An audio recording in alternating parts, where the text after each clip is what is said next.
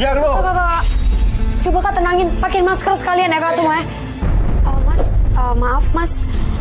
Maaf banget ya Mas, saya juga nggak tahu itu masalah antara Mas sama Mas Dayat, tapi emang saya punya keperluan sama Mas Dayat. Iya.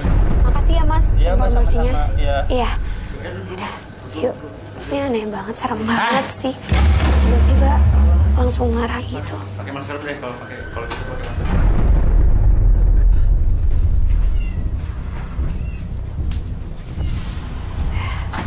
Makasih Kak Zam. Iya, sama-sama. Mas tenang dulu ya. Mas tenang aja. Mas kenapa marah-marah kayak gitu? Tuh, tetangga rese mau tahu aja urusan orang. Tetangga rese. Enggak sih Mas, yang saya lihat emang Mas Dayat yang ada masalah gitu, bukan dia yang bermasalah atau dia yang rese. Jadi coba Mas sabar dulu, Mas kendaliin dulu gitu diri Mas. Soalnya kan Mas kemarin juga udah datang ke studio dan Karo juga bilang kan kalau emang ada sesuatu di rumah ini. Makanya datangnya saya ke sini, saya mau ngebantuin Mas Dayat. Ya. Yaudah. Bodoh ah!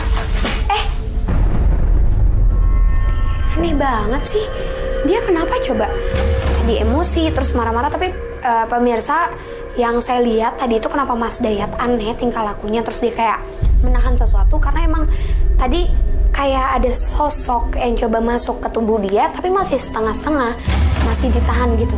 Coba pemirsa bisa dilihat kan tadi Mas Dayat tuh langsung tiduran gitu aja, terus dia langsung merem. Kayaknya nggak mungkin deh kalau orang normal ya, kayak bisa ada masalah marah-marah terus dia langsung tidur aja, itu nggak mungkin. Dan jujur pemirsa, saya yakin ada sesuatu yang perlu saya temuin di sini, jimat atau apa. Tapi saya juga belum tahu nih apa pemirsa. Kita coba cari deh. Tapi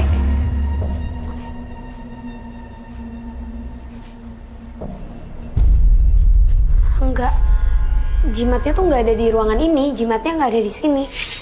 Tadi dia cuma emosi dan auranya itu emang ada di sini, aura yang nggak baik, tapi kayaknya ada di sini deh. Berarti kita masuk tapi pelan-pelan ya, jangan sampai dia emosi kayak tadi lagi. Ada sesuatu di sini.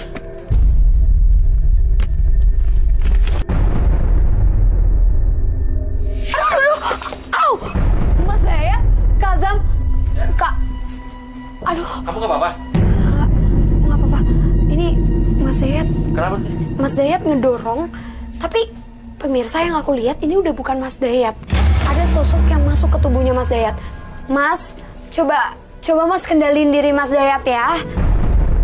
Ya. Yuk, bantu aku kita. Coba tolong ditenangin dulu. Mas. Halo, Mas. Kazam!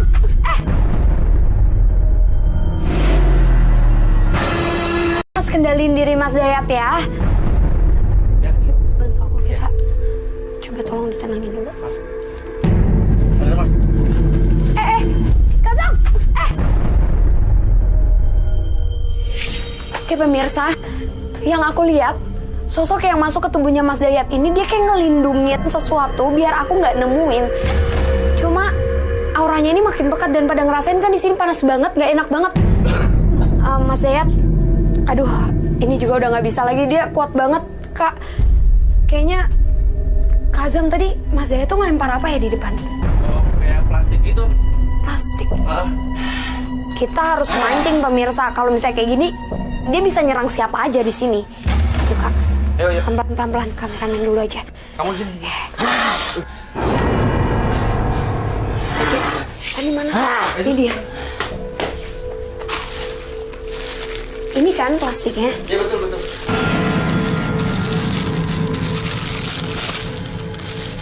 Ih, Apa itu? Kak, lihat deh.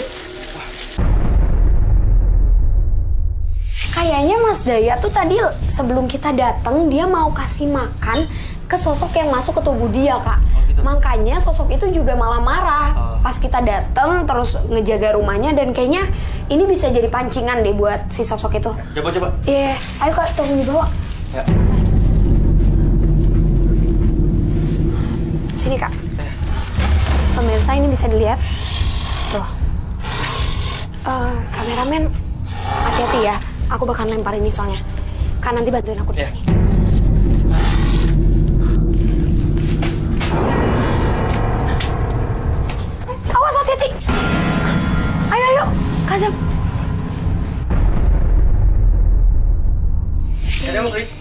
Ini Kak, kita harus cari. Kak.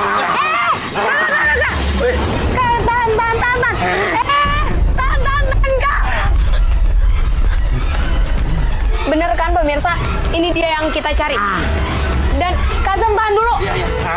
Aku yakin ada sesuatu di sini.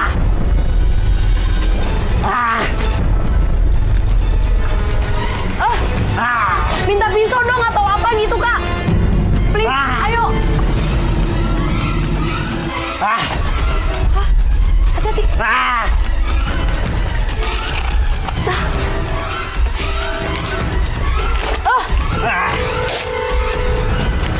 Pemirsa ini bisa dilihat. Ini ada macan dan penuh darah. Oke pemirsa, sekarang aku kelempah. Kak, aku minta garam.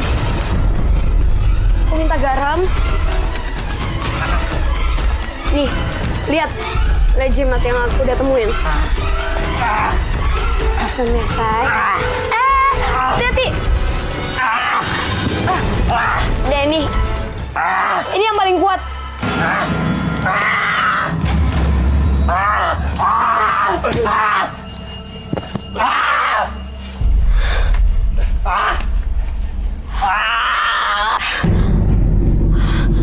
Ya ampun, Kak, ini tangan aku juga berdarah. Oke pemirsa, kayaknya emang Mas Zayat ini masih melakukan ritual, masih melakukan persembahan ke sosok itu. Makanya kenapa pas ini kuku macan yang saya temuin ini saya netralin, ini malah ngefek ke badan saya. Kak, Ya. ini Mas Zayatnya coba dikasih air putih deh, dia udah sadar belum? Mas, aduh, perih banget lagi. Ini jangan-jangan darah yang ada ini juga darahnya Mas Dayat gara-gara dia tadi belum kasih makan. Mas, Minum dulu.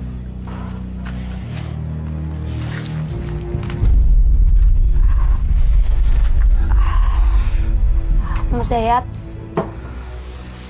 Mas, saya minta tolong Mas Dayat kali ini dengerin saya ya. Ini saya udah nemuin semua jimat yang Mas Dayat sembunyiin, dan ini juga penyebab kenapa Mas Dayat itu emosian sama siapapun, nggak bisa bergaul, nggak akan pernah bisa bergaul karena tubuh Mas Dayat itu terikat sama sosok harimau ini. Dan ini Mas Dayat bisa lihat tangan saya sampai luka pas saya mau netralin kuku harimau yang saya temuin itu. Mas, saya mohon setelah ini Mas berhenti buat nyari-nyari hal kayak gini lagi. Stop buat melakukan ritual dengan tujuan apapun. Dan semoga setelah ini kehidupan Mas Zayat bisa lebih baik ya. Udah. Saya permisi ya Mas. Kak Azam, iya sama-sama. Kak Azam, bantu aku untuk ini nanti kain coklatnya tolong diambil ya Kak. Siap, Semuanya disita. Yuk. Ya. Berikutnya akan hadir seorang pria yang mengaku bersetubuh dengan makhluk gaib demi memperlancar ritual mistisnya. Malam hari ini kami akan panggil dia dengan nama samaran. Kami persilakan Vito.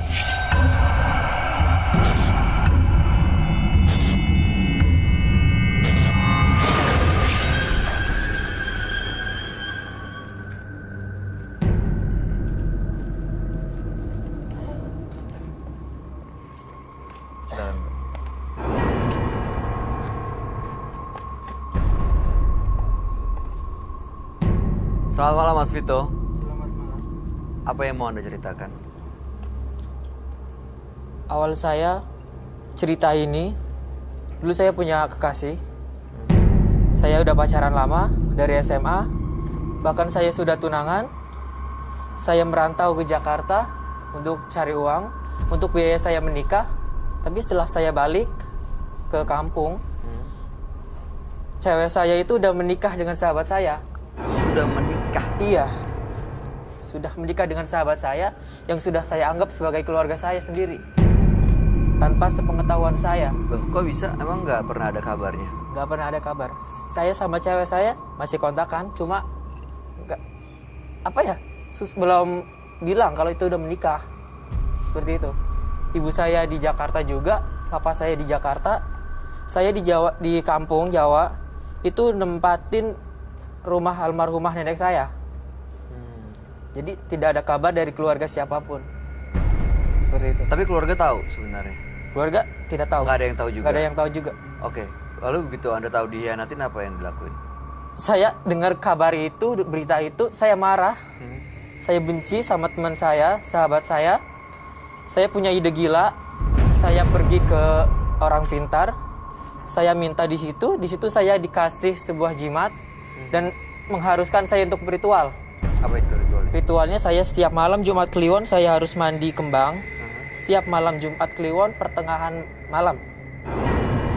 Setelah itu setelah saya mandi, saya duduk sila, saya dikasih cincin dan itu katanya itu ada penunggunya. Dan sekarang sahabatnya kondisinya gimana? Dia sekarang sakit-sakitan, seperti mayat hidup, dia tidak bisa bergerak, cuma menggunakan bahasa isyarat. Kadang dia juga kesakitan, seperti kesurupan seperti itu. Dan di saat kesakitan seperti itu, saya mulai mendekati cewek saya lagi. Dan sekarang gimana? Saya masih berhubungan sama cewek saya. Dia Dan nggak tahu tuh? si suaminya itu nggak tahu. Jadi saya melakukan hubungan gelap dengan... Oh, mereka belum pisah? Belum. Saya kembali lagi dengan cewek saya. Oke, tujuan Anda datang ke sini untuk apa? Tujuannya setelah saya sudah mendapatkan cewek saya kembali, saya tidak melakukan ritual yang seharusnya saya lakukan. Dan si kuntilanak itu marah dengan saya setiap malam, bahkan siang pun dia menampakkan wujudnya. Saya kesurupan setiap malam hingga saya balik ke Jakarta supaya ibu saya merawat saya karena keanehan saya. Bahkan ketika saya kesurupan itu saya pernah sekali menyakiti ibu saya. Dengan cara apa? Saya tidak sadar waktu itu karena saya kesurupan. Menurut Seperti Anda itu. tahu apa yang Anda lakuin? Saya tidak sadar waktu itu. Oke, baik. Mudah-mudahan malam hari ini bisa lepas dari ritualnya dan sosok kuntilanak itu bisa benar-benar pergi dari hidupnya Mas Vito ya. Kami akan ajak Anda untuk langsung bertemu dengan sahabat kami. Dia adalah seorang indigo. Kami persilahkan Roy Kiyoshi. Sebelumnya, tim Mata Batin sudah memberikan tanggal lahir dan nomor rumah partisipan kepada Roy Kiyoshi. Dengan mata batinnya, Roy akan membaca berdasarkan angka yang kami berikan. Vito, dengan tanggal lahir 28 Mei 1993, mendiami nomor rumah 84. Sosok yang mudah tersinggung dan juga iri hati. Rasa iri hatinya membuat ia kehilangan orang yang ia sayangi dan memilih orang lain. Hal ini menyebabkan emosi dan ia rela melakukan apa saja untuk mencelakai orang yang tidak ia sukai. Akibat dari perbuatannya, ia mendapatkan karmanya. Adanya sosok besar yang terus bersamanya yang membuat partisipan mengalami ketakutan dan teror makhluk gaib.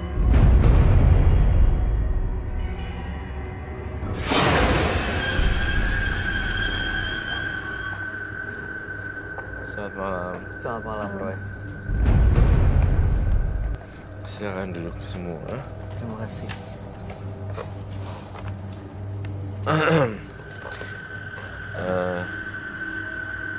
Kali aku bacain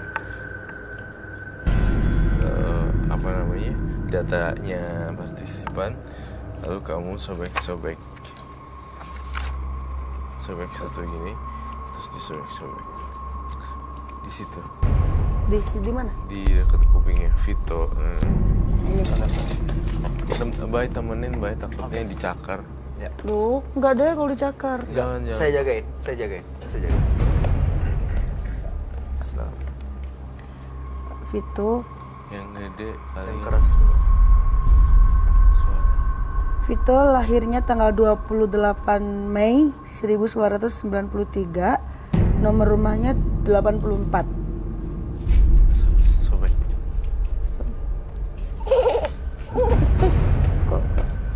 Itu sobek.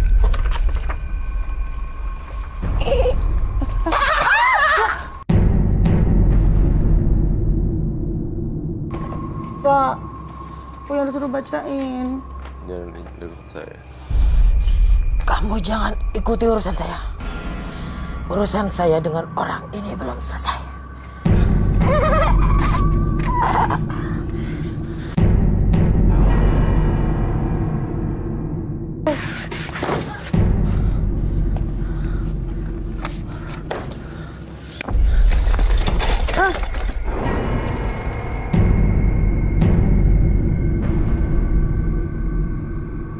Mas Vito bisa dengar saya? Iya. Oke, kumpulin tenaganya, duduk dulu. Tenang dulu. Kalau udah kuat, boleh berdiri. Udah kuat berdiri? Silakan.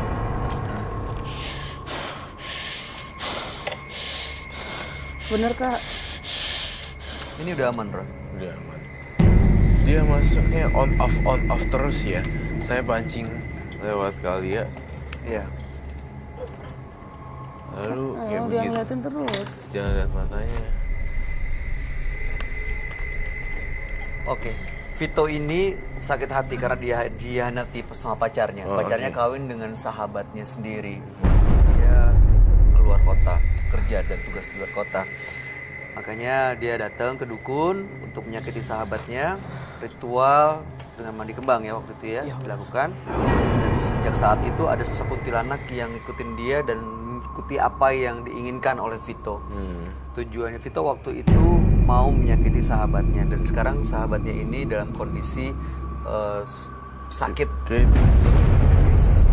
Dan dia balik lagi nih sama pacarnya dengan bantuan si kuntilanak ini. Tapi masalahnya setiap dia menginginkan sesuatu dari sang kuntilanak, dia harus melakukan Iya, sebagai suami istri. harus tidurin dia ya. Iya, betul. Dan sekarang dia sudah nggak mau melakukan ritual itu lagi, tapi justru si kuntilanaknya malah mengganggu hidupnya. Makanya datang ke sini mau melepas semua ritualnya. Kalau kamu ingat ya, Bay, saya selalu bilang gini. Ini juga buat pemirsa di rumah. Ketika kita masuk ke alam gaib atau belajar ilmu-ilmu gaib, ilmu apapun itu yang berhubungan dengan supernatural, begitu masuk pintu gerbang tersebut, lalu kamu dan kalian akan berputar-putar seperti itu aja mencari jalan keluar seperti labirin. Ya, bisa kayak masuk kesasar gitu. Iya, labirin gitu, bagikan labirin yang susah. Ya.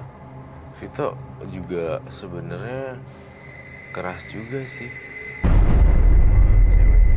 Oh, kekerasan. Iya, sebenarnya saya ngelihat Vito nggak sepenuhnya salah si pacar sih. Vitonya juga keras orangnya. Terbukti lihat dari matanya, gesturnya. Ini dia kenapa nih, Ron?